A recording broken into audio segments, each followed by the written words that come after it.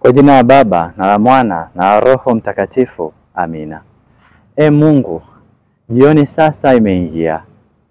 Nakushukuru kwa kuwa umenilinda siku nzima. Umenitunza, umeniongoza.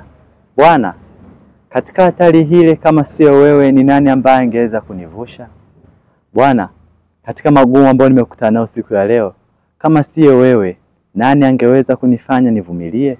Kama sio wewe ningeleka vibaya katika kesi ile.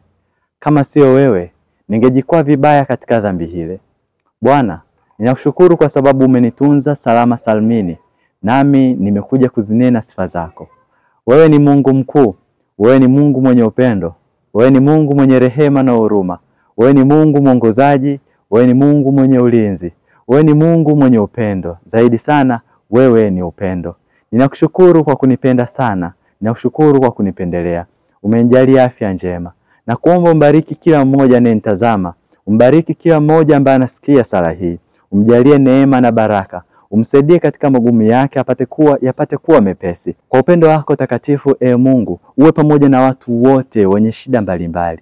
Naombea wagonjwa, naombea watu ambao wanaimaliza siku hii ya leo vibaya. Naombea watu wote ambao wanapitia magumu na taabu mpaka sasa. Na wakabidhi mikononi mwako watu wote wenye shida mbalimbali. Bwana, wengi wana changamoto nyingi. Ni mimi umenipendelea, lakini bado wengi wanapitia katika shida na magumu ya kila namna.